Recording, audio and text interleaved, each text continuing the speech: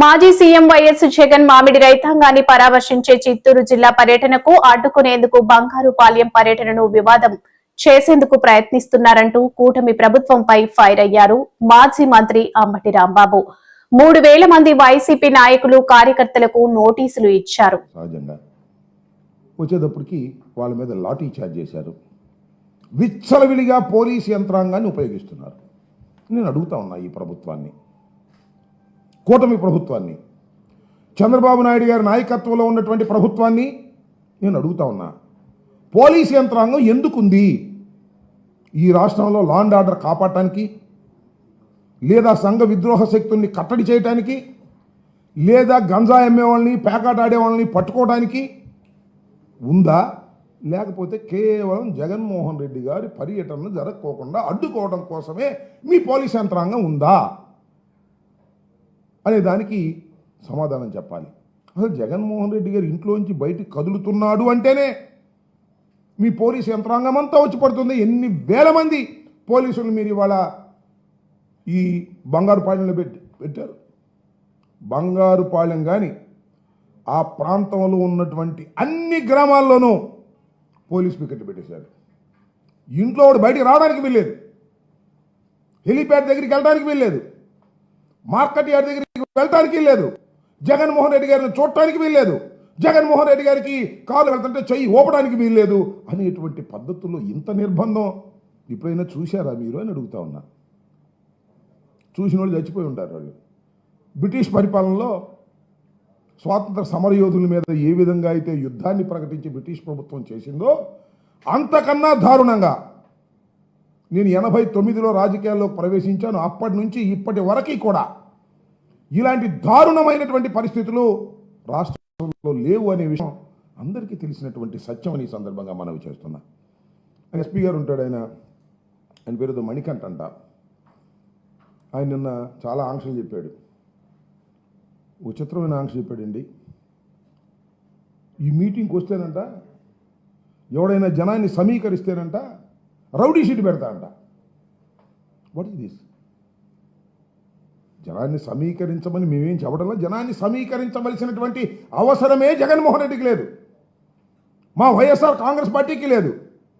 నిజంగా జనాన్ని సమీకరిస్తుంది మీరు.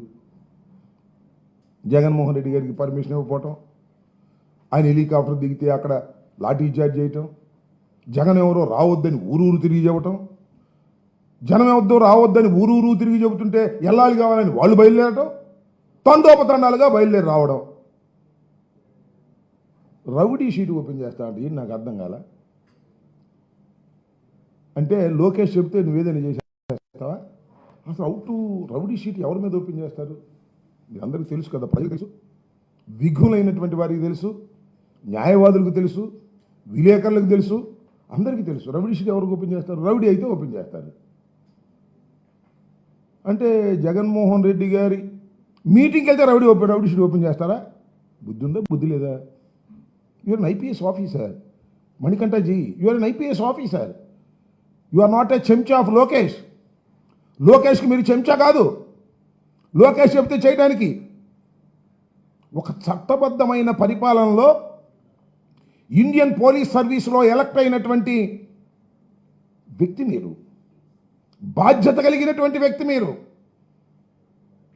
ఈ రాష్ట్రంలో, ఈ దేశంలో లా అండ్ ఆర్డర్ కాపాడవలసిన వారు మీరు. మాజీ ముఖ్యమంత్రి మీటింగ్కి వస్తే, జనాన్ని సమీకరిస్తే నీ మీద రౌడీ షీట్ పెడతానంటే ఎక్కడ పోతుంది రాష్ట్రం? రౌడీ షీట్ ఎవరెవరి మీద పెట్టాలి? ఇదిగో నా దగ్గర ఉంది మాన్యువల్ ఉంది నా దగ్గర. హ్యాబిచువల్ అఫెండర్స్ని, గ్రేవ్ అఫెన్స్లో పాల్గొన్నవాడిని, యాంటీ సోషల్ ఎలిమెంట్ని, ఇలాంటి వాళ్ళని రౌడీ షీట్లు పెడతారు. రిపీటెడ్గా అదే పనిగా చేస్తూ ఉంటాడు, రౌడీ మామూలు చేస్తుంటాడు, లేదా నేరాలు చేయటం వాడు వృత్తిగా భావిస్తాడు, నేరాల మీదే ఆధారపడి బతుకుంటాడు. వాడి మీద నువ్వు రౌడీ షీట్ పెట్టాల్సింది మా మీద. అంటే వైఎస్ఆర్సీపీ కార్యకర్తల మీద, వైఎస్ఆర్సీపీ నాయకుల మీద రౌడీ షీట్ ఓపెన్ చేస్తానని నువ్వు బెదిరిస్తున్నావే. ఏందయ్యా నాకు అర్థం కాలేదు మణికంఠ. ఐపీఎస్ ఆఫీసర్ గారు లోకేష్ చెప్పంగానే చేసేస్తారా? రౌడీ షీట్లు ఓపెన్ చేసేస్తారా? అర్థం పర్థం లేదా? ప్రజా వ్యతిరేకతను తట్టుకోగలుగుతారా? వస్తే మీ దగ్గర లాఠీలు తూటాలు ఉంటే మీరు చేస్తున్నటువంటి ఈ ఒత్తిడికి లేదా ఈ అణిచివేతకు వ్యతిరేకంగా ప్రజలు విజృంభిస్తే మీరు తట్టుకోగలుగుతారా అని అడుగుతా ఉన్నా. బ్రిటిష్ వాడి దగ్గర బాంబులు లేకపోయాడా? బ్రిటిష్ వాడి దగ్గర లాఠీలు లేకపోయాడా? బ్రిటిష్ వాడి దగ్గర తుపాకులు లేకపోయాడా? స్వాతంత్రం ఇచ్చి వెళ్ళిపోయాడే. ప్రజా వ్యతిరేకత వచ్చినప్పుడు మీ లాఠీలు, మీ తోటాలు, మీ బెదిరింపులు పనికిరావు. ఇవాళ వస్తున్నారు జనం.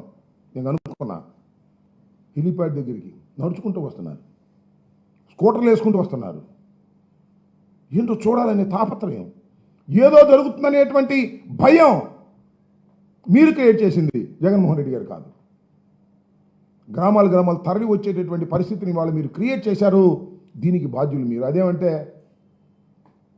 తొక్కిసలాడలో జనం చచ్చిపోతారు, తొక్కిసలాన్ని కంట్రోల్ చేయలేరు మీరు గుంటూరు చూడండి, జగన్మోహన్ రెడ్డి గారి కారు చుట్టూ ఒక్క పోలీస్ అన్న ఉన్నాడు. Is in Z security as an ex chief minister. Rope party ఉండాలి. ఉందా?